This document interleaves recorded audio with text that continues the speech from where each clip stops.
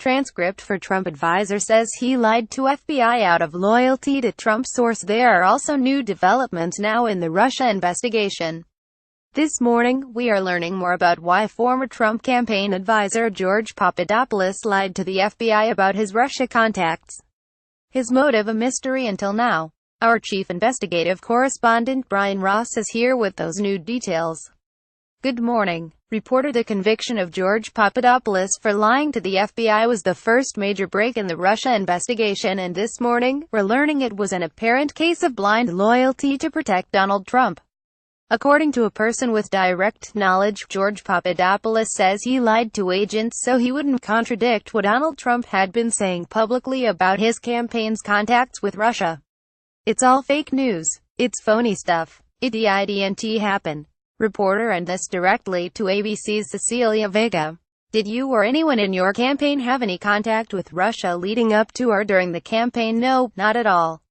Nothing at all. Reporter: 2 weeks later, George Papadopoulos tried to stick to the official line, saying his contacts with Russia occurred before he joined the Trump campaign, when, in fact, they occurred after Trump announced Papadopoulos as part of his team.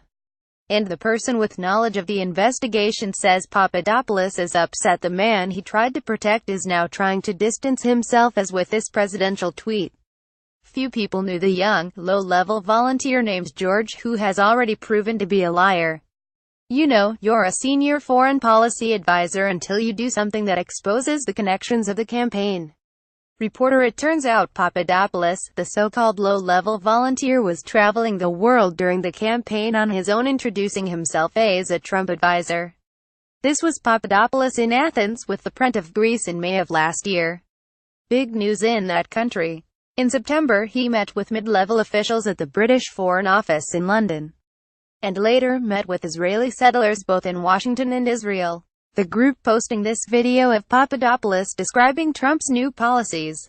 We're looking forward to ushering in a new relationship between the United States and all of Israel.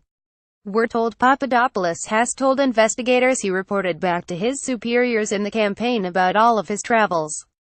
All right, Brian, we now know Trump's former bodyguard Keith Scheller told Congress this week Trump rejected an offer of prostitutes in Moscow back in 2013. That's right, Amy. The longtime bodyguard and confidant knocked down allegations in that dossier prepared for the Clinton campaign that Trump spent time with prostitutes, saying he thought the offer of some women was a joke and he rejected it and did not even mention it to Trump until hours later. This investigation moving fast. We've already learned Robert Mueller has talked to one of the president's closest policy advisors, Stephen Miller, the most senior member of the circle. He played an important role in crafting a defense for Trump's decision to fire FBI Director James Comey. A lot of time with the president that fateful weekend. This transcript has been automatically generated and may not be 100% accurate.